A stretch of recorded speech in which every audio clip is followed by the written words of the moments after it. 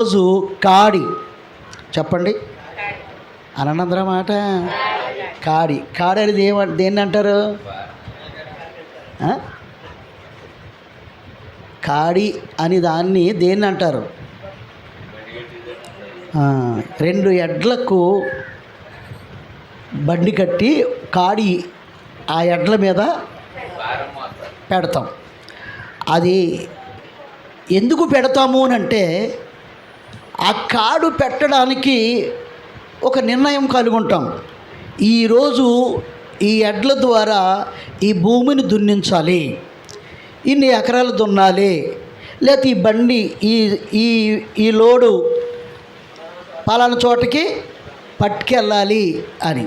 ఎప్పుడైతే ఆ కాడి ధరించిన తర్వాత ఆ ఎడ్లు ఏమనుకుంటాయంటే, ఈరోజు మనం దీనిని ఈ భారాన్ని మనం భరించాలి, ఈ భారాన్ని భరించడానికి ఈ కాడు మన మీదకి వచ్చి ఉంది, తప్పకుండా ఏది అయినా, ఎంత బాధ అయినా, బాధ్యత అయినా, ఇబ్బంది అయినా అలాగే లాగి ఆ భూమిని దున్నుతాయి.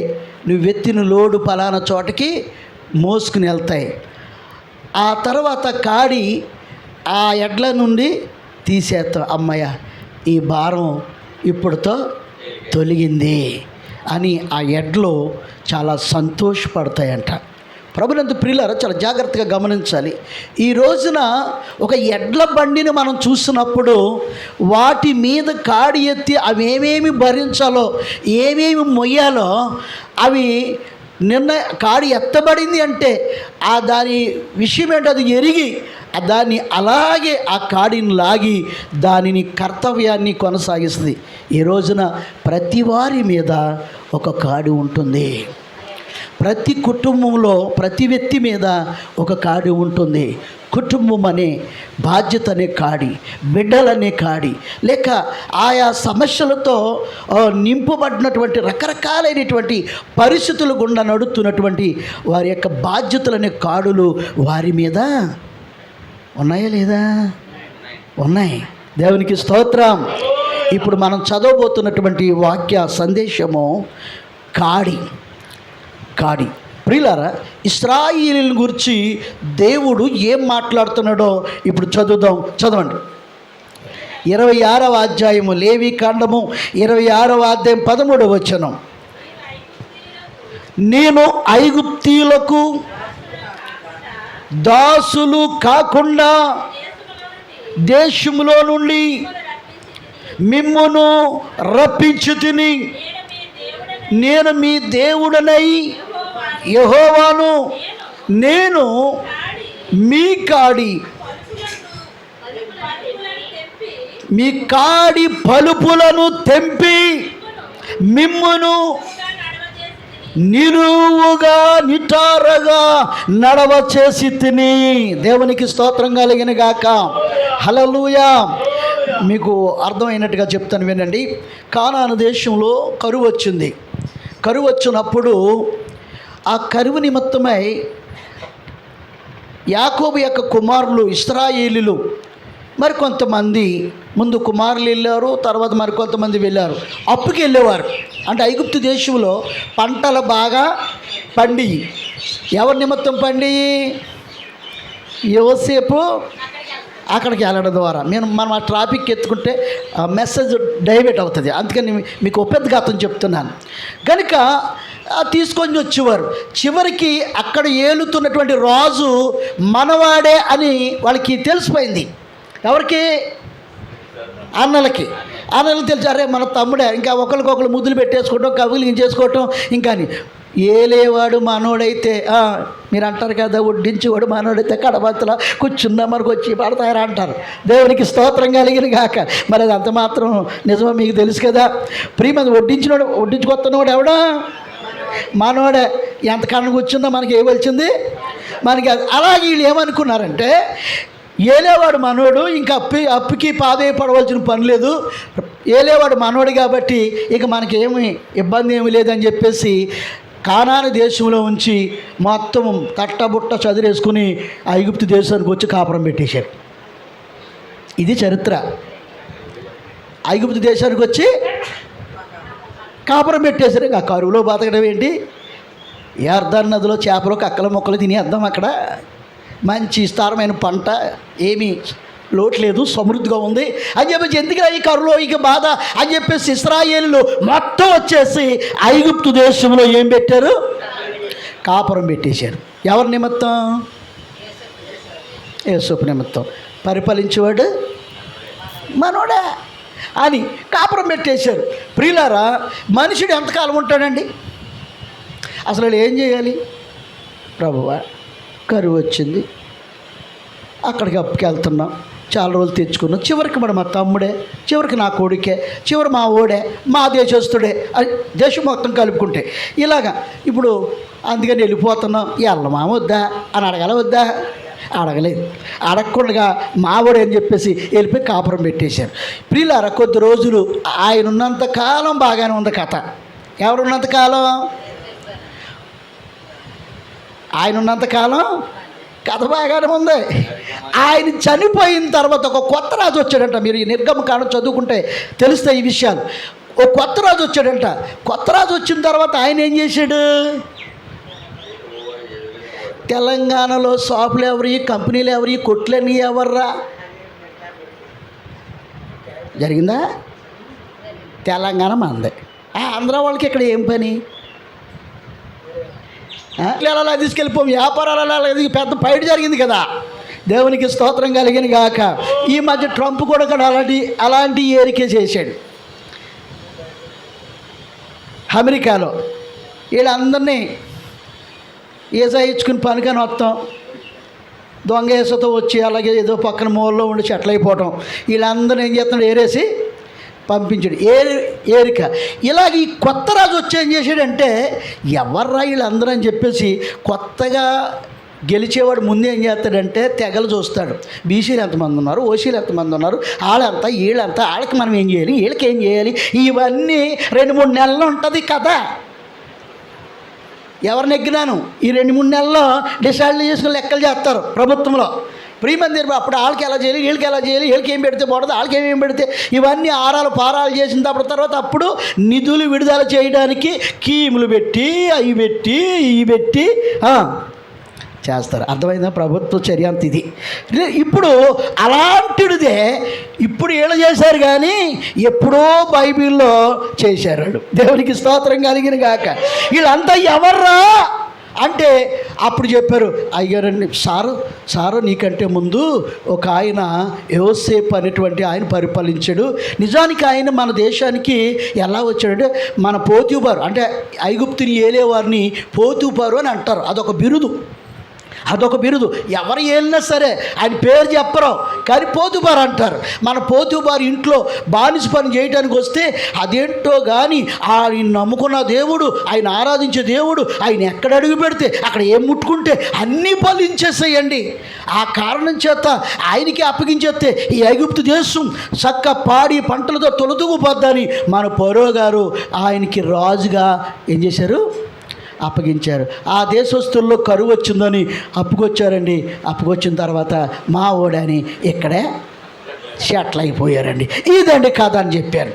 అలాగైతే వీళ్ళు ఎక్కువైతే ఈ దేశం వాళ్ళది కాదు, ఈ గడ్డ వాళ్ళది కాదు, మన మీద వాడు తిరుగుబాటు చేస్తారు, వీళ్ళని యుక్తిగా పరిపాలించాలి అని చెప్పేసి ప్రియముల దేని బిడ్డలారా ఒక్కొక్క స్కీము వారిని ఎలాగా పరిపాలించాలో అని చెప్పేసి మీటింగ్లు వేయటం ప్రారంభించాడు. మొట్టమొదటిగా మీటింగ్ ఏంటంటే, ఇదిగో ఇశ్రాయేలీలకి ఏ విధమైనటువంటి యోగ్యమైన పని చెప్పకూడదు, ఉన్నతమైన ఉద్యోగం ఇవ్వకూడదు, వారందరూ కూడా ఏ విధమైన పనులు చేయాలంటే బానిసత్వము కలిగిన పనులు చేయాలి, వారిని కష్టపెట్టండి, వారిని బాగా బాధించండి, వారిని నిట్టూర్పు చేసినట్లు చేయండి, స్వేచ్ఛ స్వతంత్రము వారికి ఇవ్వకూడదు అనే శాసనాన్ని పెట్టాడు ఫస్ట్.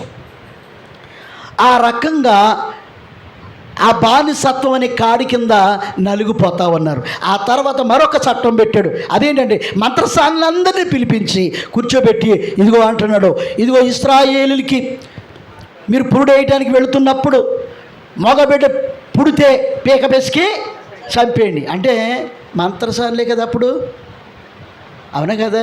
ఇప్పుడంటే నర్సులు కానీ తప్ప అప్పుడు అసలు అసలు డాక్టర్ ఎవరా? మంత్రసారే, పీక పిసుకుతుందో లేకపోతే బతికెంతుందో అంతా ఆవిడ మీదే జరుగుతుంది. దేవునికి స్తోత్రం కలిగిన గాక. గనుక ఇది అని చెప్పేస్తే ప్రియమంది బిడ్డలారా, అదో చట్టం పెట్టాడు. ఇలాగ కొన్ని చట్టాలను పెట్టి ఇశ్రాయేలీలను బానిసత్వమని కాడి కింద ఏం చేస్తున్నారు? నలిపేస్తున్నారు. భార్య, భర్త, బిడ్డలు అందరూ కూడా ఇంటికి వచ్చి ఊరిని ఏడుపు, కన్నీరు కారుస్తున్నారు. ఎంత గొప్ప స్వతంత్రం ఇచ్చాడు దేవుడు మాకు. ఈ ఐగుప్తు దేశంలో ఈ బ్రతికేంటి, ఈ జీవితం ఏంటి అని చెప్పి నిట్టూర్పు ఇడుచుచు కన్నీరు కార్చగా దేవుడు వారిని చూచాడు. దేవునికి స్తోత్రం కలిగిన గాక. దేవుడు వారిని చూచాడు. చూచిన తర్వాత వారిని విడిపించాడు. దేవునికి స్తోత్రం కలిగిన గాక. విడిపించి తీసుకుని వెళ్ళాడు. ప్రియమంది బిడ్డలారా, ఆ మాటే దేవుడు ఇక్కడ మాట్లాడుతున్నాడు. ఏమని? ఇదిగో మీ మీద పెట్టబడిన కాడిని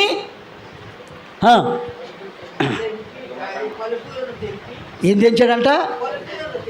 వాళ్ళు పెట్టారు కదా, కాడు పెట్టి పట్టుకున్నారు కదా, బెసకనివ్వకుండా ఆ పలుపులను తెంపి మీ మీదున్న కాడిని తొలగించి మిమ్మల్ని నిట్టూరువగా అంటే నిదానంగా నడిపింపజేశాను.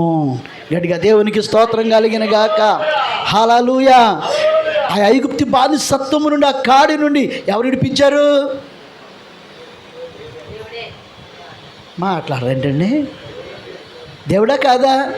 విడిపించడానికి 7 అద్భుతాలు చేశాడండి ఐగుప్తు దేశంలో. ఎన్ని చేశాడు?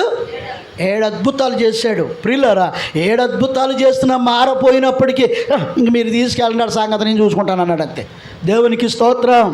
ఎన్నిసార్లు చెప్పినా ఈయనోడికి ఏంటి చెప్పండి, హఠాత్తుగా మార్పు వచ్చిందా? నేను వాక్యం చెప్తున్నాను. ఎన్నిసార్లు గద్దించిన లోబడిన వాడికి హఠాత్తుగా శ్రమ, హఠాత్తుగా మరణం.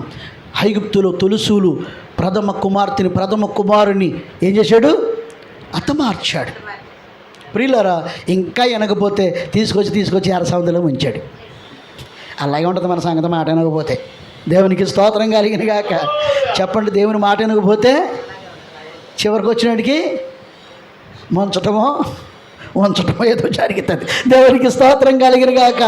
ప్రియులారా, ఇప్పుడు దేవుడు ఏమంటాడంటే, నేను మీ కాడి పలుపులు తెంచి మిమ్మల్ని విడిపింపజేసి నిటారుగా నడవడానికి నేను చేసి ఉన్నాను కదా అని చెప్తున్నాడు. దేవునికి స్తోత్రం కలిగిన గాక. చూడండి, యెషయా గ్రంథము 14వ అధ్యాయం 25వ వచనం. మీరు త్వరగా ఇక్కడి నుంచి బైబిల్ చదవాలి.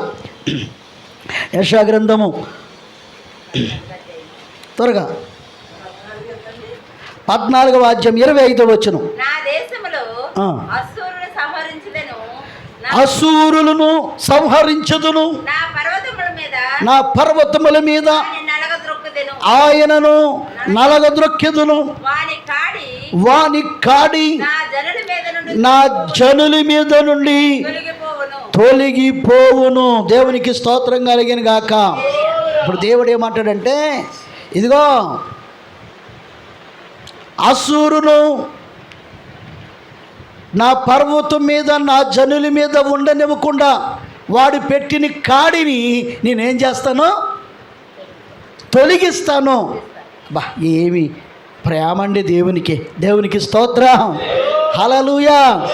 నా ప్రజల మీద, నా బిడ్డల మీద వాడు పెట్టిన కాడి నేనేం చేస్తాను? తొలగిస్తాను. అసూరు అనగా సాతానికి సాదృశ్యం, దుష్టుడైన అపవాదికి సాదృశ్యంగా ఉన్నాడు. ప్రియులారా, అతడొక వ్యక్తి, అతడొక దేశానికి ఒక నాయకుడు, దేవునికి విరోధమైనటువంటి వ్యక్తి. ప్రియులారా, వాడు పెట్టిన కాడి నా ప్రజల మీద నుంచి, నా పరిశుద్ధ పర్వతం మీద నుంచి నేనేం చేస్తాను? తొలగిస్తాను అని చెప్తా ఉన్నాడు. ప్రభునందు ప్రియులారా, ప్రతి వారి మీద దుష్టుడైన అపవాది ఒక కాడెత్తుతాడండి.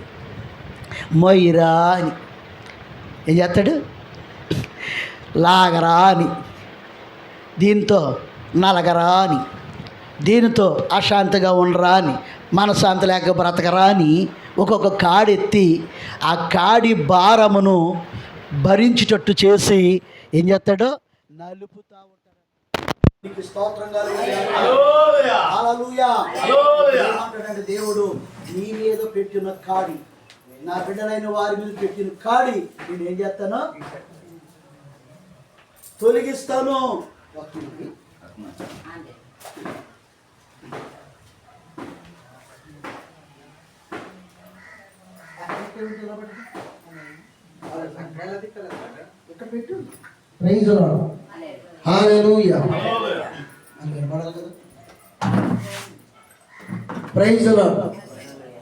ప్రియమైన దేవుని బిడ్డలారా, జాగ్రత్తగా వినాలి.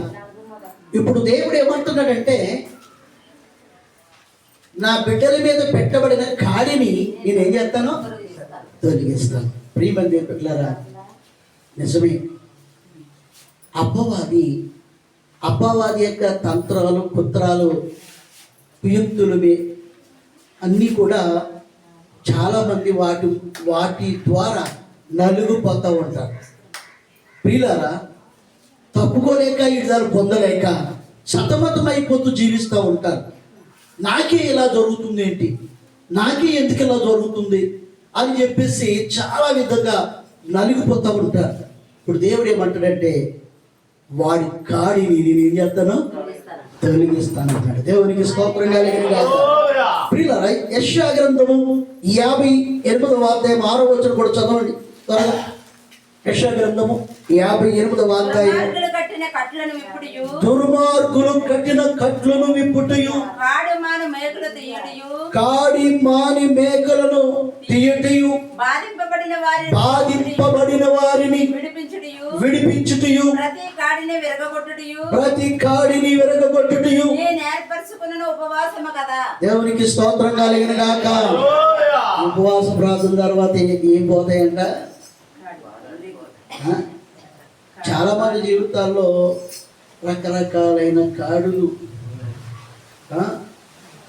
రకరకాలైన మేకులతో కట్లు, దుర్మార్గులు కట్లు. ప్రియులరా, జాగ్రత్త గమనించాలి. శత్రువులు కట్టిన కట్లు, ఇవన్నీ కట్లు తెంపి కాడి మేకులు పీకి కాడిని ఎరగగొట్టి నేను విడిపించేదను. దేవునికి స్తోత్రం కలిగిన గాక. హల్లెలూయా. ఈ ఉపవాస ప్రార్థనలు ఏం జరుగుతాయంట? నీ కుటుంబం మీద ఉన్న భారం అనే కాడి, నీ బిడ్డల మీద ఉన్న భారం అనే కాడి, నువ్వు మొయ్యలేక సతమతమవుతున్నటువంటి కాడును, ఆ కాడు పలుపులను తెంపి కట్లును, చాలా మంది కట్టబడి ఉంటారు కదా, చాలా జయించలేక చాలా విషయాలు కట్టబడి ఉంటారు. ప్రియమైన దేవుని బిడ్డలారా, దాంట్లో నుంచి బయటకు రావడానికి ప్రయత్నం చేస్తారు కానీ వాళ్ళు అలగాలి, ప్రయత్నం చేస్తూ ఉంటారు కానీ వారు జయించలేకపోతూ ఉంటారు. నా బ్రతుకంతా ఇలాగే వెళ్ళిపోద్దేమో, నా జీవితం అంతా ఇలాగే గడిచిపోద్దేమో, ఇంతేనేమో నా బ్రతుకు అని. ప్రియులారా, ఇప్పుడు దేవుడు ఏమంటాడంటే, ఆ కట్లను నేను చప్పటి కొట్టున్నాను, కట్లను చెప్పేస్తాను. నీకు మేలు జరగకుండా బంధించిన కట్లను నేను తెంపేస్తాను. నీకు కార్యం జరగకుండా ఆపివేసిన బంధించిన కట్లను నేను తెంపివేస్తాను. నీ జీవితంలో ప్రతి విషయంలో ఓడిపోతున్నా, ఆ ఓటమికి పాలైపోతున్న దాని విషయంలో ఉన్న వాటినన్నీ నేను తెంపేస్తాను. ప్రియమైన దేవుని బిడ్డలారా, దుర్మార్గులు కట్టిన కట్లను నేను తెంపేస్తాను. దేవునికి స్తోత్రం కలిగిన గాక. హల్లెలూయా. ఎదురుగుండగా వచ్చిన శత్రువులైనా ఎదురుకొచ్చేమో కానీ కనబడిన శత్రువులు మనం ఎవరు? చాలా ప్రమాదం అండి. ఎదురుగుండగా వచ్చిన ఎదురుకోవచ్చు, అయితే ఆడవాళ్ళు ఎంత బలమో ఎట్లా తట్టు అవుతాడు అంతే. కనపడిన ఉంటారు కదండి, అవునా కదా? మీకుంటారా? మాకు చాలా బాగా చెప్పారు, అయ్యారండి వందునారండి అంట. లోపల అంతా కుట్రా, లోపల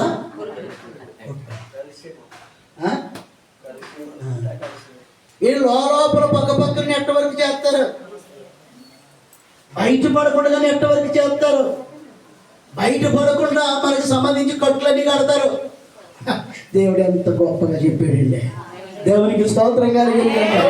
దుర్మార్గులు కట్టిన కట్లు నేను చేస్తాను. దేవునికి స్తోత్రం కలిగింది కాక. లేరండి అంటారు, బాపాటంగా వచ్చి శత్రువుని ఎదుర్కోవచ్చు, బాపాటంగా లేనటువంటి శత్రువును ఎదుర్కోలేము. ప్రియమందిరుడు, అందుకే దేవుడు బైబిల్ ఏమంటాడంటే గుంట నక్కలు పట్టుకుంటారా ముందు. దేవునికి స్తోత్రం కలిగింది. హల్లెలూయా. తోటను పాడు చేస్తున్నటువంటి అసలు ఎక్కడికో ముందు దాన్ని పట్టుకుంటాను. ప్రియమందిని పెట్టారా, జాగ్రత్తగా గమనించాలి. మన దేవుడు ఈ ఉపవాస ప్రార్థన ద్వారా మనకు తెలియకుండా మన మీద రకరకాలైన కట్టుతూ మనకి విరోధంగా మనకి నష్టకరంగా పనిచేస్తున్న సాతాను సంబంధమైన ప్రతి కట్లను ఏం చేస్తున్నాడు దేవుడు? నమ్ముతున్నారా? దేవునికి స్తోత్రంగా. హల్లెలూయా. ఈ దినాన మీ జీవితంలో ఇలాంటి కట్లని తెంపబడును గాక. మీకు హాని చేస్తున్న వారి కట్లు తెంపబడును గాక. మీకు నష్టం కలిగిస్తున్న కట్లు తెంపబడును గాక. ప్రతి విషయంలో మిమ్మల్ని డౌన్ చేస్తున్న కట్లు తెంపబడును గాక. ఆమేన్. మన దేవుడు అంటున్నాడు, దుర్మార్గులు కట్టిన కట్లను ఇప్పట్లో మీ కారు మాని మేకలు ఏం చేస్తాను తీసేస్తాను. అంతే. బాధింపబడుతున్నావు నీవు, శ్రమ పడుతున్నావు నీవు, ప్రయోజనం లేకుండా పోతుంది, ప్రతిఫలం అనుభవించలేకపోతా ఉంది, జీవితకాలం అంతా ఇంతేనా, ఇలాగే నా బ్రతికేలా సాగుతా అని కుమిలిపోతున్నావు. అలాంటి వారందరినీ కూడా ఈ దినాలు దేవుడు అన్నాడు, కట్లు తిప్పి మేకులు తీసి విడిపించేస్తానన్నాడు. చప్పట్లు కట్టిన ప్రభువు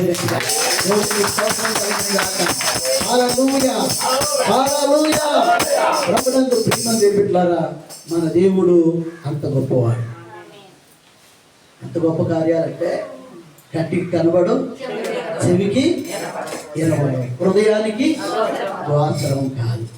అద్భుతమైన రీతిలో దేవుడు నీకు మార్గాలను సిద్ధపరుస్తాడు.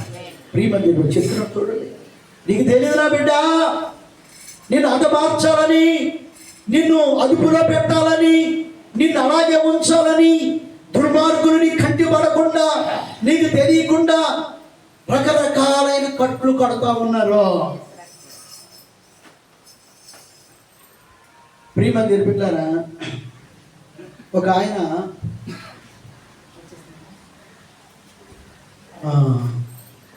గేట్ తప్పిపోయింది.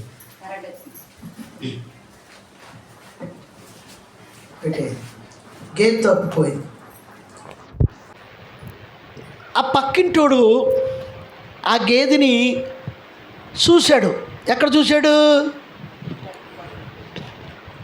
తనకు సంబంధించేటువంటి పొలం దగ్గర ఒక చోట చూశాడు. ఈడు అడిగాడు, అరే నాయన గేదె తప్పిపోయిందిరా, మీకు ఏమైనా కనిపించిందా అని అంటే, ఈడేం చేశాడు, ఈడు ఎలాగే తిరగాలి, ఈడు ఎలాగే ఎతకాలి, ఇలాగే తిరుగుతూ ఉండాలి అని చెప్పేది చెప్పడం మానేసి, అరే కనబడలేదే నాకును అని అంటాడు. మళ్ళీ ఆడే వచ్చి దగ్గరికి వచ్చి, దొరకలేదేంట్రా అంటాడు. దొరికాడు, దొరకను దొంగ కదా. ప్రియమంది బిడ్డలారా, లోకములో నీతో ఉంటారు, నీతో కలుస్తారు, నీతో పని చేస్తారు, నీ ఆశీర్వాదాన్ని వారవలేడు, నీ సంతోషాన్ని వారవలేడు, నీకొచ్చే కష్టాన్ని తట్టుకోలేడు. ప్రియులారా, ఇలాగా అనేక మంది మన కొరకు పని చేస్తూ ఉంటారు. ఇది గొప్ప సంఘం, అదృష్టం, దేవునికి స్తోత్రంగా. చాలామంది మరి పని చెప్పకపోయినా కానీ వాళ్ళే పని కలిగించుకుని చేస్తూ ఉంటారు. అవునే కదా? మాట్లాడరేంటండి, కొండు కుదురులకు అర్థం కాదు ఇది. దేవునికి స్తోత్రం కలిగిన గాక. అలా మనం పని చెప్పకపోయినా వాళ్ళు పని కలిగించుకుని చేస్తూ ఉంటారు. నీ ఇంటి వార్త చెప్పామంటే చెప్పరు, కానీ ఎవరిదో వార్త చెప్పొద్దన్నా చెప్పి వెళ్ళొద్దన్నా 10 ఏళ్ళకి వెళ్ళి తిరిగి చెప్తూ ఉంటుంది అప్ప. ఒక మంచి వార్త చెప్పమ్మా పలానోళ్ళకి అందించు, నాకు ఖాళీ ఎక్కడ ఉందండి అంటారు. ఒక ఇంటి వార్త మొయ్యాలంటే ఎంత విచిత్రంగా మోస్తారంటే అబ్బో గాలి కంటే వేగంగా తెలిసిపోద్ది. పబ్లిక్ చెయ్యాలని మనం బాధపడతా ఉంటే అవదే అక్కడికి. కానీ పంపని వార్త చెప్పని వార్త చూడండి మనకంటే వేగంగా. ఇక్కడ రెండింటే అక్కడికి వెళ్ళి 3 చెప్తుంది ఆవిడ. ఆ 3 ఆవిడ అవతలకి వెళ్ళి 6 చెప్తుంది. కల్పించుకుంటా వెళ్ళిపోతారు వీళ్ళు. ప్రియులారా, పని కల్పించుకొని కలిగించుకుంటారు. అది ఎంతోమంది లోకంలో ఉన్నారు. ఇప్పుడు దేవుడు ఏమంటాడంటే, అలాంటి వారు కట్లన్నీ నేనేం చేస్తాను, తెంపేస్తాను. దేవునికి స్తోత్రం కలిగిన గాక. హల్లెలూయా. పాడదాం, పాట పాడదామంటారా? పాడదామా? నాకు గుర్తు రావట్లేదు, మీరు తెచ్చుకుని. నీకు విరోధముగా రూపింపబడిన ఏ ఆయుధమును, ఏంటా పాట మరి? నీకు విరోధముగా దేవుని యందు ఉంచి ఆయనను ప్రాణమా దేవుని యందు నిరీక్షణ ఉంచి ఆయనను స్తుతించు నా ప్రాణమా. నీకు విరోధముగా రూపించబడిన ఏ ఆయుధము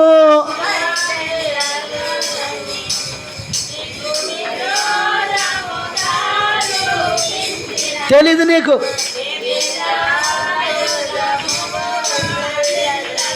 ఊర్జల్లకుండగా చేస్తాడంట ఆయన. సరిపోదు. అబ్బా మీరు చాలా బాగా పాడతారా? అమ్మో, కొండు గుదురు చాలా బాగా పాడతారు. దేవునికి స్తోత్రం కలిగిన గాక. ప్రియుల, నీకు తెలీదు, రకరకాలైనటువంటి ఆయుధములు, బాణములు సందు చేసి సిద్ధం చేసి ఉంచారు. నీకు నష్టం కలిగించాలని, నిన్ను పడగొట్టాలని, నిన్ను హతమార్చాలని, నిన్ను పాడు చేయాలని, నిన్ను శ్రమలు పాలు చేయాలని ఎంతోమంది పని చేస్తూ ఉంటారు.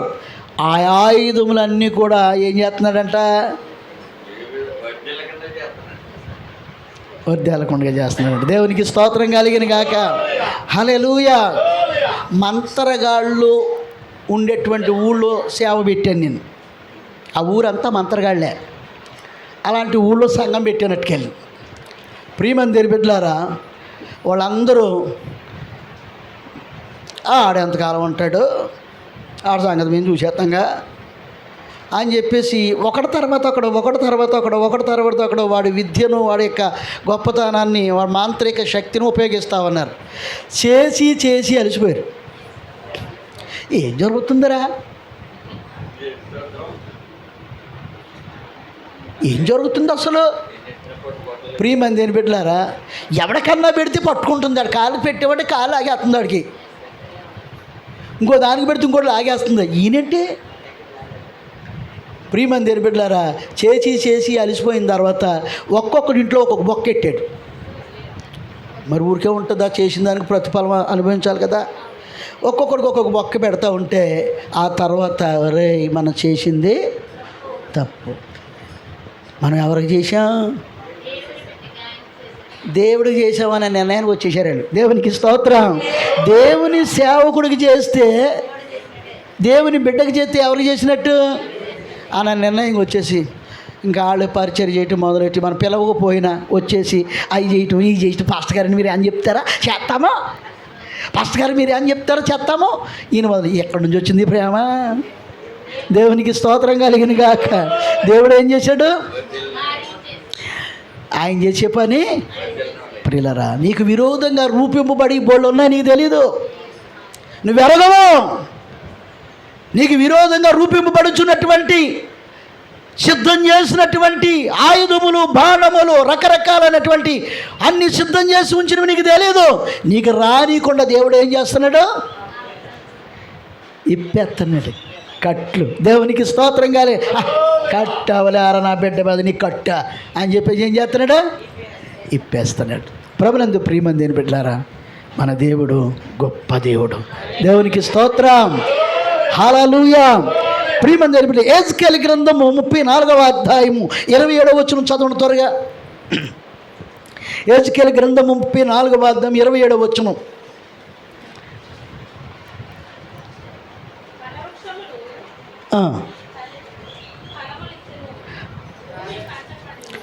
ఇదిగో పర్వతములు ఫలవలిస్తాయి, భూమి పంట పండుతుంది, వారి దేశంలో వారి నిర్భయముగా నేను వారి కాడి కట్లను తెంపి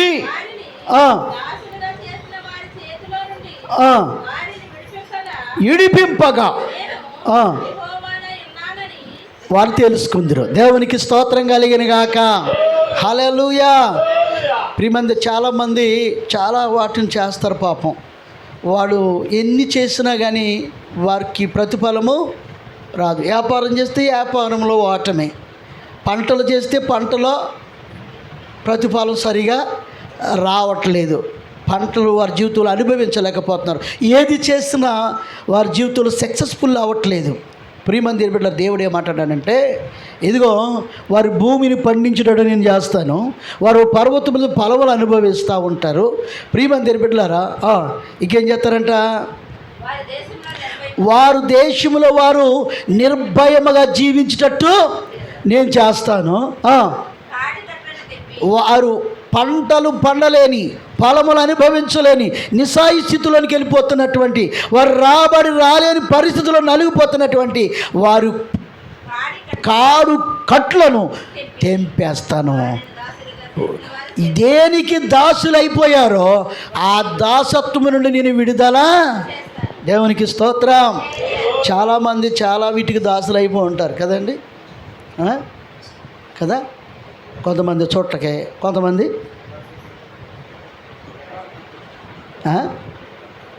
మందుకి, ఇంకా కొంతమంది చాలా ఉంటాయి కదా. తిరిగి ఒక గంట అయినా మొక్క తెప్పాలని. మొక్క అంటే తెలుసు కదా. ప్రియమంది బిడ్డలారా, చాలా రకరకాల వాటికి ప్రియులారా, సంవత్సర వర్తమాన పంట చేసుకుని 2 పంటలు చేసుకుని పనులు చేసుకుని రాబెట్టిన డబ్బులన్నీ కలిసి ఆ సంక్రాంతి నెలలో మొత్తం పాడు చేసాడంట ఒకడు. వాళ్ళ భార్య వచ్చి లబో అని ఏడుస్తుంది, అయ్యగారా ఎన్ని రోజులు కష్టపడ్డామండి బిడ్డలు మేము కలిసి, ఒక్కసారిగా ఈ ఒక్కరోజు మొత్తం నాశనం చేసేసాడండి కదా. ఏమైపోతున్నారు, దాసులు అయిపోతున్నారు. ఒక్కొక్క దానికి దాసులు అయిపోతూ ఉంటారు, ఉండలేరు, ఆగలేరు. ప్రియమంది బిడ్డలారా, మీరు దేనికి దాసులు అయ్యారో ఆ దాసత్వం నుండి నేను ఏం చేస్తాను, విడిపిస్తాను. ప్రియమంది బిడ్డలారా, చాలామంది, ఒక ఆయన అన్నాడు, అయ్యగారండి మీరు చెప్పే మాటలు ఏంటో ఉంటే గుడ్డు తరుక్కుపోతుందండి అయ్యగారండి, అదేంటో కానీ అవి ఒక్కటే మానలేకపోతున్నానండి. గుండు తరుక్కుపోతుందంటండి. మరి ఒక్కటెందుకు ఇంత 6 అడుగులు 5 అడుగులు ఉన్నావు కదా, ఒక్కటే ఏంటయ్యా అంటే, ఏమోనండి మానలేకపోతున్నానండి అంటే. ఇప్పుడు ఈ దీడు దేనికి దాసుడు అయిపోయాడు, దానికి దాసుడు అయిపోయాడు. ప్రియులారా, ఎడవలేని తప్పించుకోలేని అనేకమైన వాటికి చాలామంది దాసులై ఉన్నారు, లేరండి. దేవునికి స్తోత్రం కలిగిన గాక. అదేదో నువ్వు తెలుసుకోవాలి. నేను దేనికి దాసుని అయి ఉన్నాను, దేనికి దాసుని అయి ఉన్నాను అన్న సంగతిని నువ్వు గుర్తెరగాలి. ప్రియమంది బిడ్డలారా, దేవుడు ఏమంటాడంటే, మీరు దేనికి దాసులయ్యారో ఆ దాసత్వము నుండి మిమ్మల్ని విడిపించి మీ భూమి పండేటట్టు చేస్తాను, మీ వ్యాపారం పండేటట్టు చేస్తాను, నీ బిజినెస్ సక్సెస్ అయినట్టుగా చేస్తాను, నీ రాబడి నువ్వు అనుభవించినట్లుగా. అది చెప్తున్నాడు ఆయన. దేవునికి స్తోత్రం. నువ్వు చేస్తున్నావు, నువ్వు శ్రమ పడుతున్నావు, కష్టపడుతున్నావు, కానీ ప్రతిఫలం అనుభవించలేకపోతున్నావు. ఇప్పుడు నీవు అనుభవిస్తావు. నువ్వు దేనికి దాసులు అయ్యావో ఆ దాసత్వం నుండి నేను విడిపిస్తాను. అని చెప్తా ఉన్నాడు. ప్రభునందు ప్రియమందిర బిడ్డలారా, ఎంత గొప్ప దేవుడండి మన దేవుడు. దేవునికి స్తోత్రం కలిగిన గాక. హల్లెలూయా. ప్రియమందిర ఈ సేవలోకి రాకమునుపు, విశ్వాసగా దేవుని సన్నిధికి చేరకమునుపు తిరిగేటి బండి ఇంటికాడ కాలు నిలవన బండి ఇక ఏ బండి, చాలా బండ్లు ఉంటాయి అలాగా. దేవునికి స్తోత్రం. ఇంటికాడ ఉండరు, దేశం అంతా తిరిగి వస్తారు, ఊరంతా తిరిగి వస్తారు, అన్ని చోట్ల తిరిగి వస్తారు. తిరిగి వస్తే ఊరికే ఉంటుందండి, ఉన్నాయన్నీ వదిలిపోతూ ఉంటాయి కదా. ఈ గుర్రాలన్నీ ఏం చేస్తారు చెప్పండి? తిరిగి వచ్చే గుర్రాలు ఇవి. దేవునికి స్తోత్రం. ఈ గుర్రవాలంటేదే తిరిగి వచ్చి అలసిపోయి ఎప్పుడు వచ్చి పడుకున్నాడో తెలిసేది కాదు. ప్రియమందిర బిడ్డలారా, ఆ బానిసత్వము నుండి దేవుడు నన్ను నడిపించాడు. దేవునికి స్తోత్రం కలిగిన గాక. హల్లెలూయా. ఈ దినాన దేవుడు నీతోనే మాట్లాడుతున్నాడు. నువ్వు దేనికి బానిసత్వం కలిగి ఉన్నావో ఆ బానిసత్వమును విడిపిస్తానంటున్నాడు. ఇదిగో నువ్వే పంట చేసిన పండకపోతే అక్కడ ఫలం ఇస్తానంటున్నాడు. ఏది చేసినా రాణించకపోతే అది రాణించినట్టు చేస్తానంటున్నాడు. ప్రియమందిర బిడ్డలారా, మీ కాడిని తొలగించేస్తాను పూర్తిగా అని చెప్తున్నాడు. దేవునికి స్తోత్రం కలిగిన గాక. హల్లెలూయా. ప్రభునందు ప్రియులారా, నోహు గ్రంథము 1వ అధ్యాయం 13వ వచనం చదవండి. త్వరగా చదవాలి. చిన్న పుస్తకం అది. వాడి కాడు మానులను ఇక్క మోపకుండా, ఫుల్ సెక్యూరిటీ. ఇక్కడ అంటున్నాడు దేవుడు, ఏమంటున్నాడు? Full security. ఇక ఎప్పుడు నీ మీద మోపకుండా నేను దాన్ని విరగగొట్టి కాపాడుదును. దేవునికి స్తోత్రం కలిగిన గాక. విడిపించబడిన తర్వాత మరలా ఇంకెప్పుడు నీ మీద మాట్లాడరండి రాకుండా. అది దేవుడు సెలవిస్తున్నాడు. ఇప్పుడు బిడ్డాన్ని నిడిపించాను, ఇదిగో నిన్ను ఒక స్వేచ్ఛగా ఉంచాను, చక్కగా ఫలించు, చక్కగా ఫలభరితంగా మారు, దున్ను, ఫలాలు అనుభవించు అన్న తర్వాత ఇంకా నీకు వచ్చింది. తర్వాత దుష్టుడు మళ్ళీ ఎప్పుడు ఏ విధంగానైనా నిన్ను పడగొట్టకుండా, ఏ రీతిగానైనా మళ్ళీ నిన్ను దిగజార్చకుండా, ఏ రీతిగానైనా నిన్ను పాడు చేయకుండా, మరలా వాడు కాడి నీ మీద పెట్టకుండా నేను కాపాడుతాను అంటున్నాడు. అబ్బా, ఎంత మంచి దేవుడండి. దేవునికి స్తోత్రం. హల్లెలూయా. ప్రియమైనటువంటి దేవుని బిడ్డలారా, ఇంకా అది ఎప్పుడు మళ్ళీ నీ జోలికి రాకుండా నేను కాపుదలేస్తాను. ఇందాక పాస్ గారు చెప్తున్నారు కదా, యోబు చుట్టూ ఇంటి ఏం చేశాడంటే దేవుడు, అమ్మ కంచేశాడు. కంచి మనం ఏం ప్లారీ కట్టుకుంటాం కదా, ప్లారీ కట్టుకుంటాం కదా ఇంటి చుట్టూ. ఏం మాట్లాడినట్టు మీకు తెలియదు ఏంటి? ప్లారీ కట్టుకుంటాం. ఇప్పుడు దేవుడు యోగి ఇంటి చుట్టూ ఏ వేసాడంట? కంచె. అంటే అదే కాపుదల కోసమే. ఎన్నాళ్ళు పొలాల చుట్టూ ఏమేసేవారు? కంచేసేవారు. ఎందుకని? ఏ బట్ట ఏ పొలంలోనికి చొరబడకుండా, పంటను తొక్కేయకుండా, పాడు చేయకుండా, తినేయకుండా కంచేసేవారు. ఇప్పుడు అదే విధంగా ఇంటికి కూడా మనం ఏం వేసుకుంటాం? కంచె. ఎన్నాళ్ళు అసలు ముందు కంచె వేసేవారంటండి.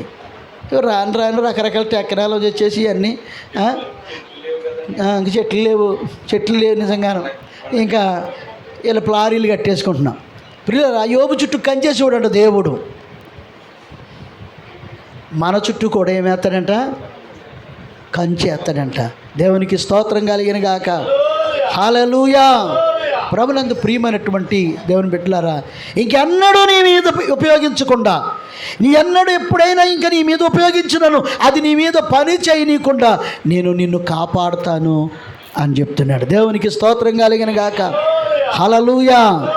కాబట్టి ప్రియమైనటువంటి దేవుని బిడ్డలారా, దేవుడు మన మీద ఉన్న, నీ మీద ఉన్న కాడిని ఏం చేస్తానంటున్నాడు? తొలగిస్తానన్నాడు. ఎన్ని రకాలు చెప్పాను, మీకు గుర్తు తెచ్చుకుంటున్నారా మీరు? ప్రియమందిర బిడ్డలారా, మరి మనం చివరికి మనం ఏం చేయాలి? ఇప్పుడు ఏం చేద్దాం చెప్పండి, మీరు చెప్పాలి. ఏం చేద్దాం? మనం ఏదో ఉంది కాడి ఉందా లేదా? లేదని వాళ్ళు ఎవరైనా ఇక్కడ ఉన్నారా? ప్రతి వారి మీద ఏదో కాడి ఉంటుంది. ఎంత ప్రియమైన దేవుని బిడ్డలారా, ఎలాంటి వాళ్ళని అడిగినా నాకు ఈ సమస్య ఉందండి అయ్యగారు అంటారు. సమస్య లేదన్న వాళ్ళు ఎవరైనా ఉంటారా? ఏదో భారమని కాడి, ఏదో బాధ్యతని కాడి, ఇప్పుడు తీసేస్తాను, ఉప్పేస్తాను, కట్లు ఉప్పేస్తాను, కాడు మేకులు తీసేస్తాను, నీకు విడుదల ఇస్తాను, అవి చేస్తాను, ఇవి చేస్తాను అంతా చెప్పుకొచ్చాడు దేవుడు. ఇప్పుడు దాకా దుర్మార్గులకి తెలియకుండా కడుతున్న వాళ్ళని అట్లు నేను బాగు చేస్తాను, ఇంక ఎప్పుడైనా పెట్టాలన్నా పెట్టనికుండా చేస్తాను, ఇవన్నీ చెప్పుకొచ్చాడు. ఇప్పుడు మనం ఏం చేద్దాం? మరి నిర్ణయం మంది కదా, మరి ఏం చేద్దాం? చెప్పాలి. ఏం చేద్దాం చెప్పండి మీరు? కొండు కుదురోలు ఇచ్చిన సమాధానం నేను చాలా చోట్ల చెప్తాను. ఇలా చేద్దామని అన్నారు, మరి మీ సంగతి ఏంటి అంటాను ఇంకో చోట. దేవునికి స్తోత్రం కలిగిన గాక. ఏం చేద్దాం మరి? ఇప్పుడు దేవుడు అలాగ అంటున్నాడు, నేను చేస్తాను, తీసేస్తాను. ఇదిగో ఐగుప్తులో ఇశ్రాయేలుకి బానిసత్వం అని కాడి పెడితే నేను తీసేశాను, నడిపించాను, చదివాం కదా, విడుదల ఇచ్చాను అని చెప్పుకుంటూ వచ్చాడు. ఇప్పుడు మరి ఏం చేద్దాం మరి? అది అబ్బా చక్కటి జవాబు చెప్పాడు. దేవునికి స్తోత్రం కలిగిన గాక. ఆ మాట చదివి మనం ముగించుకుందాం. ప్రియమైన దేవుని బిడ్డలారా, మత్తయి సువార్త చదవండి. మత్తయి సువార్త 11వ అధ్యాయము 28వ వచనం. ప్రభువైనటువంటి యేసుక్రీస్తు ఈ లోకానికి వచ్చిన తర్వాత సర్వ మానవులకి ఆయన పిలిచిన పిలుపిది. ప్రయాసపడి భారము మోసుకుంటున్న సమస్త జనులారా, అంటే కొందరికే కాదు, దేశంలో ఉన్న వాళ్ళందరి మీద ఉందండి. ఏది?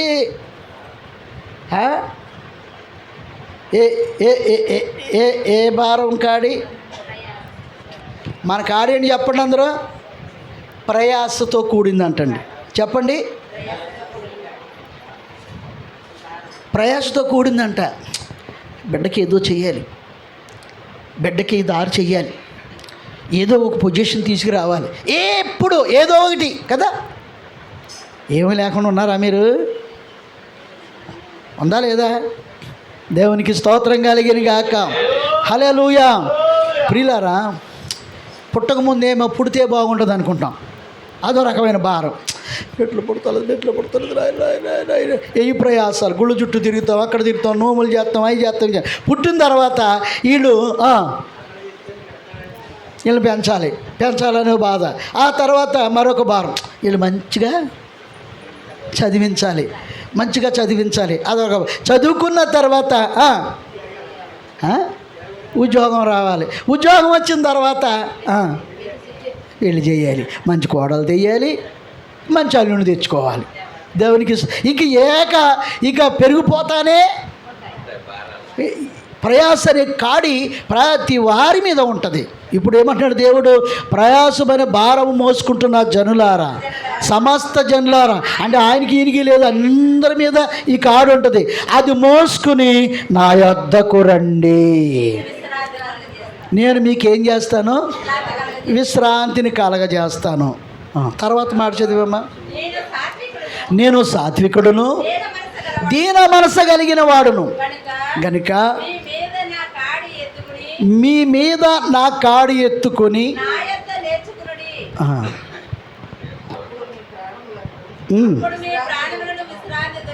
మనకి ఎక్కడంటే పై భాగం వరకే చూస్తాం, మనకు అదే కనబడుతుంది. ప్రభువా, తండ్రి, నాయన, ప్రయోజకుడు బాగా మోసుకుంటూ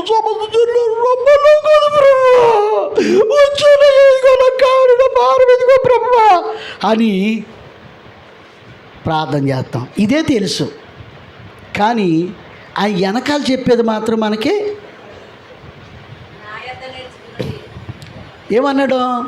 ప్రయాసపడి భారం మోసుకుంటున్న జనులారా, మీ ప్రయాసం అనే భారం అనే కాడిని నా యొద్దకు తీసుకురండి.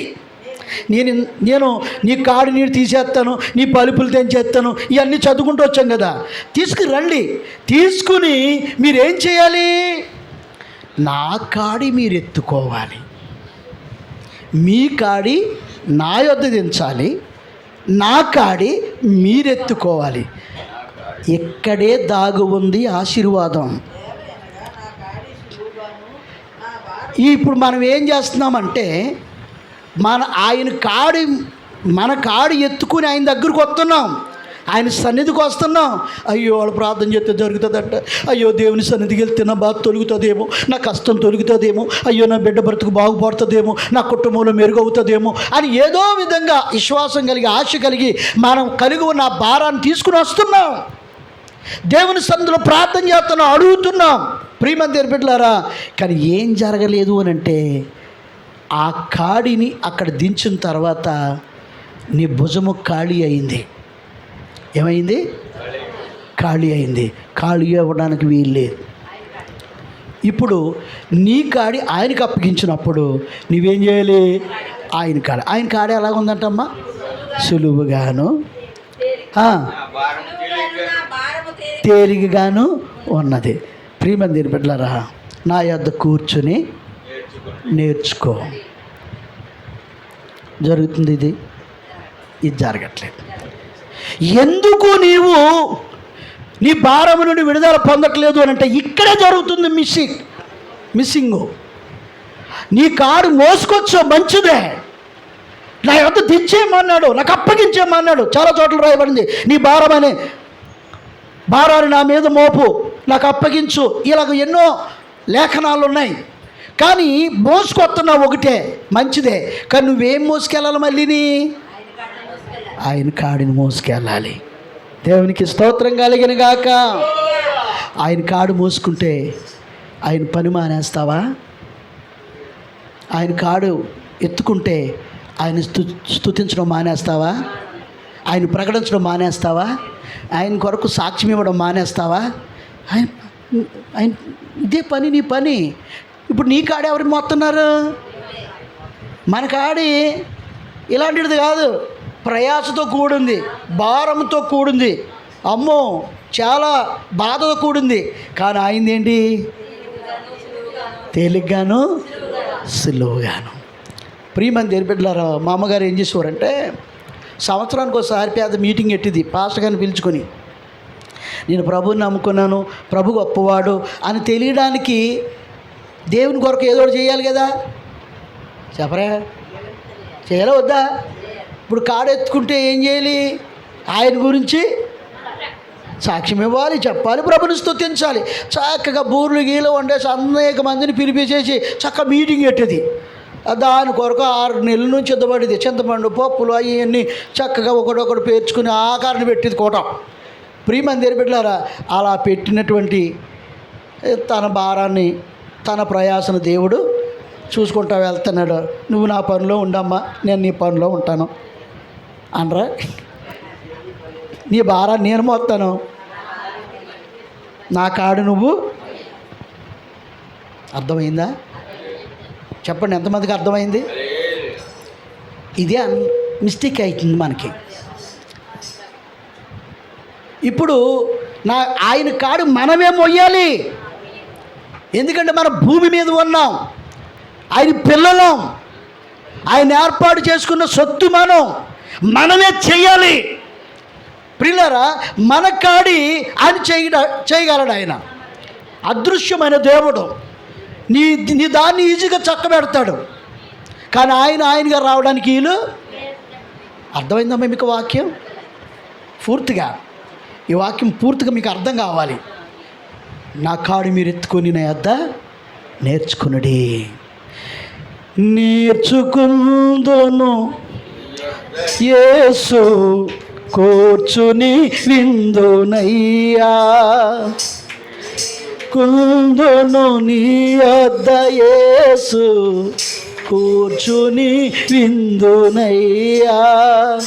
నేర్పించు యేసయ్యా, నేర్పించు యేసయ్యా, నా మంచి యోధకుడా. నేర్పించు నేర్పించు, నేర్చుకుందును నీ యొద్ద యేసు కూర్చుని విందునయ్యా.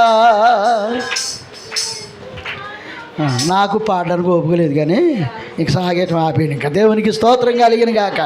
హల్లెలూయా. మన పని ఏంటి? ఆయన్ని తెలుసుకోవడమే మన పని. దేవుడు నీకు తెలిసాడా? దేవుడు నీకు అర్థమయ్యాడా? చెప్పండి, అర్థమయ్యాడా?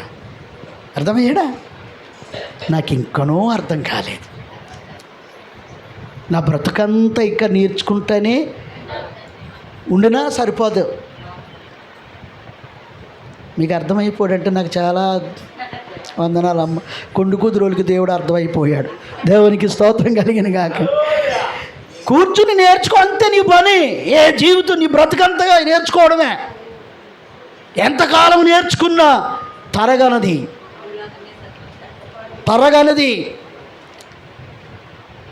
ఎంతకాలముని నేర్చుకున్నా తరగనది. దావీదు అంటాడు కదా, నీ వాక్యము అయ్యా జుట్టు తేనె దారుల కన్నా మధురం. తాగే కొలిది తాగాలనిపిస్తుంది అయ్యా. కడుపు నిండిపోయిందని సరిపెట్టుకుంటాక లేదయ్యా. తారీఖు కొలిది. మరే మీరేం అర్థమైపోయాడు మరి నీకు? ప్రియులారా, ఒక సంవత్సరం ఓలాగా అర్థమవుతే మరొక సంవత్సరం ఇంకోలాగా అర్థమవుతున్నాడు దేవుడు. మరొక సంవత్సరం మనం ఇంకోలాగా అర్థమవుతున్నాడు. ప్రభువా, ధ్యానించగలది కొవ్వు మెదడు దొరికినట్లుగా దావీదు అంటున్నాడు, కొవ్వు మెదడు దొరికినట్లుగా ఆత్మకు ఉందాయా. నీ పని అదే. నేర్చుకుంటూ ఉండు. ఆయన కాడెత్తుకుని నేర్చుకుంటూ ఉండు. నీ కాడి ఆయన మోస్తాడు. దేవునికి స్తోత్రం కలిగిన గాక. ఇప్పుడు మనం ఏం చేస్తాం తెలుసా? మన కాడి పట్టుకొచ్చినోడు మనమే మళ్ళీ తిరిగి మన కాడి మళ్ళీ మనం మోసుకెళ్ళిపోతూ ఉంటాం. ఇంకా అది కాడి ఎత్తుకోమా. యాకోబా రైటు అయ్యగారండి, 2 రోజుల దాకా నాకు ఖాళీ లేదండి. యాహానా రా అయ్యగారండి, ఈరోజు వదిలేయండి. ప్రియమైన దేవుని బిడ్డలారా, మన జీవితాంతం ప్రయాసలోనే ఉంటూ ఉంటాం. ప్రియులారా, నీ కాడి ఆయన ఎత్తుకోవాలి అని అంటే ఆయన దగ్గర వదిలేయాలి.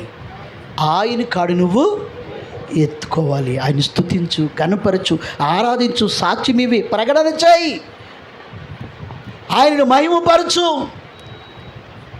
105వ కీర్తనలో ఉంటుంది కదా, ఏమని ఉంటుందంటే, యెహోవాకు కృతజ్ఞత స్తుతులు చెల్లించుడి, ఆయన నామమును ప్రకటన చేయుడి, జనములలో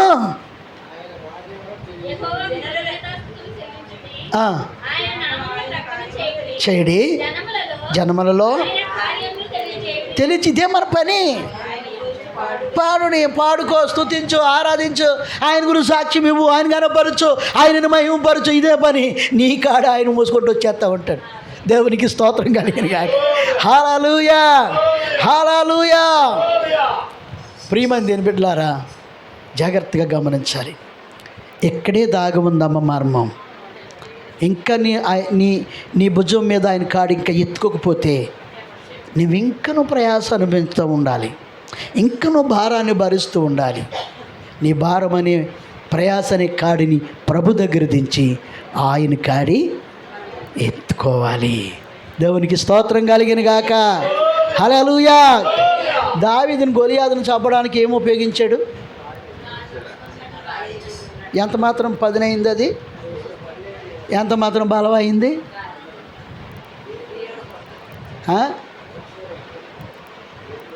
తన భారం ఏమైనా అప్పగించేసి ఆయన కాడు ఎత్తుకున్నాడు. ఎవరు? దావీదు. అందుకని యెహోవా నా బలమా, యెహోవా నా దుర్గమా, నా ప్రాణమా, నా బలమా, నీవే నా సొంతం ఆయన అన్నాడు. చిన్న రాయిటి కొడితే పెద్ద సూర్యుడైనటువంటి గొలియాతు సైన్యం ఇశ్రాయేలు యుద్ధ సైన్యం పారిపోయింది. సామాన్యమైన విషయం కాదు అది. ఇశ్రాయేలులే శూరులు, వీరులు. బైబిల్ చదువుతున్నప్పుడు వాడు ఎదుట ఏ దేశము నిలబడేది కాదు. అలాంటి శూరులు, వీరులందరూ కూడా ఓడిపోతూ ఉంటే, పారిపోతే ఈ తోడేలు కొట్టేశాడు. ఎవరిని? ఏం చేశాడు? ఒడిశాలు ఇసిరి కొట్టాడు. ఎక్కడ కొట్టాడు? మరి కొడితే ఎలా పడాలి? కొడితే వెనక్కి పాడాలి. మరి దేవుడు ఏం చేశాడు? వెనక నుంచి అని, నా కుమారుడి మీద నీకు యుద్ధం ఏంట్రా అని వెనక నుంచి ఏం చేశాడు? వాడు ఇచ్చాడు, బొక్కబాలుగా పడ్డాడు. విచిత్రంగా లేదు అక్కడ? కొట్టేది ఏమో ఇంత బిడ్డ, ఎంత ఒడిశాల్లో ఎంత ఎడతారమ్మా? ఏంది అది అమ్మ చెప్పింది, ఎంత ఎడతారు? పెద్ద తిడితే వెళ్ళదు, కుదరదు, ఇంత ఎడతారు. కానీ నిలబడంతే యుద్ధము. అది ఆయన చేస్తాడు, ఆయన మోసినోడు ఆయన. ఈయన ఏం చేశాడు? రాజు దగ్గర ఏమి ఇచ్చాడు సాక్ష్యం? ఎలుగుబంటు నుండి సింహము నుండి కాపాడిన దేవుడు ఈ సున్నతి లేని ఫిలిష్తీయుని కూడా నా దేవుడు కాపాడుతాడన్నాడు. అంతేగాని సింహాన్ని చంపేశాను, ఎలుగుబంటిని చంపేశాను, ఈడెంత అన్నాడా? అదే మనం అయితే అంటాం. అది మన స్వభావం. ఏం తెలిసా? దావీదుకి మనకున్న తేడండి. సింహం చంపాడు మనవాడు అంటాడు పక్కోడు, అవును సింహం చంపాను. ఎలుగుబంటిని చంపాను, అవును ఎలుగుబంటిని చంపాను అంటే నేను కాబట్టి. ఆ తర్వాత రొమ్మిసురుతాడు, కాబ్రాలో చేస్తాడు, ఇక నడక మారుతాడు. కానీ దావీదు అలాగా చేయలేదు. ఏం చేశాడు? నా దేవుడు నన్ను కాపాడాడు, వీడు నుండి కూడా నా దేవుడు. అది తన భారాన్ని ఆయనకు అప్పగించాడు. ఆయన కాడి ఆయన గురించి సాక్ష్యం ఇస్తున్నాడు, ఆయన గురించే పాడుతున్నాడు, ఆయన గురించి గనపరుస్తున్నాడు. ఈ ఉపవాస కూటాల్లో, ఈ ఆఖరి కూటంలో ఈ సత్యాన్ని నువ్వు తెలుసుకోవాలి. దేవునికి స్తోత్రం కలిగిన గాక. ఈ రోజున దేవుడు నీతో స్పష్టంగా మాట్లాడాడు. నీ కాడి సంగతి ఏంటో మాట్లాడాడు, నీ కాడిని ఏం చేయగలడో మాట్లాడాడు, నీకు విరోధంగా రూపింపబడిన ఏం చేయగలగో మాట్లాడాడు, దుర్మార్గ కట్లు మాట్లాడాడు, ఏ ప్రతిదీ కూడా మాట్లాడుకుంటూ వచ్చాడు. తీసుకురా, నా వద్దకు తీసుకురా, దించు, నాది ఎత్తుకోరా కొడుక, నాది ఎత్తుకోరా బిడ్డ, నాది భుజాన్ని ధరించరా అని అడుగుతున్నాడు. నేర్చుకోరా బిడ్డ, నేర్చుకో. నాదెత్తుకుని నా పాదాల కాడ, నాదెత్తుకొని నా పాదాల యొద్ద నీవుండు, నా పాదాల కాడికి రా. ప్రియమైన బిడ్డలారా, వస్తావు ఈరోజు? వస్తే నీ జీవితంలో అద్భుతాలు చూస్తాం. మోకరించి ప్రార్థన చేసుకుందాం. తల వంచండి. అద్భుతాలు, గొప్ప కార్యాలు చూస్తావు. నువ్వెన్నడూ వర్ణించలేని సంగతులను, ఎన్నడూ నువ్వు చూడని కుటుంబాల్లో గొప్ప కార్యాలను, నీ బిడ్డల జీవితంలో ఎప్పుడు చూడనటువంటి సంగతులను నీవు చూడబోతావు. దేవా దేవా, ఎప్పుడు నా కాడు గురించే మాట్లాడాడు కానీ, ఎప్పుడు నా కాడు గురించేనే మాట్లాడుకొచ్చాను కానీ, అయ్యా ఏ రోజు కూడా నీ కాడు ఎత్తుకుని, నీ యొద్ద నేర్చుకుని, నీ యొద్ద ఇంకా నేను తెలుసుకుని, ఇంకా నీ యొద్ద ఆధ్యాత్మికంగా బలపడడానికి, ఆత్మీయంగా సిద్ధపడడానికి, అయ్యా ఎలిగే దివిటీలాగా, తేజీలే దీపములాగా సిద్ధమవడానికి నా మనసు నిలపలేకపోయానయ్యా. ఇదే నా దేవుని బిడ్డ, నిజంగా నీ జీవితంలో దేవుని కొరకు దాహము నీవు కలిగి ఉంటే గుండు బద్దలు కొట్టుకొని అరువు,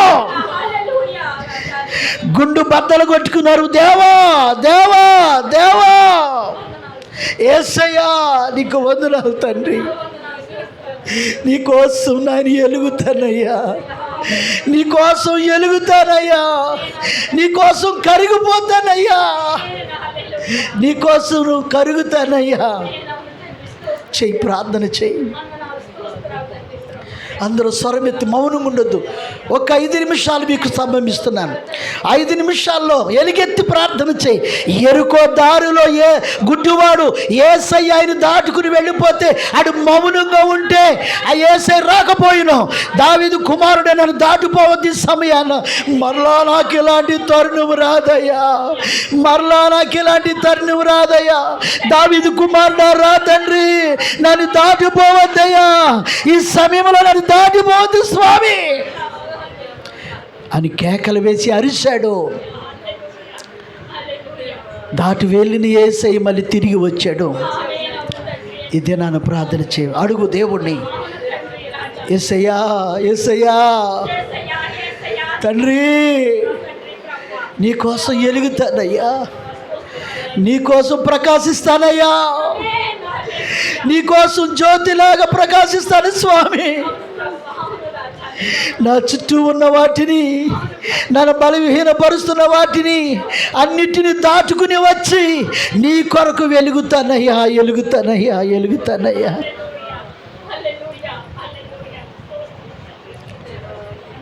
అమ్మా మీకు నోరు రాదా మాట్లాడడానికి? ప్రార్థన చేయలేవా నువ్వు? ఎందుకు కేకలు పెట్టి ప్రభువుని అడగలేకపోతున్నావు?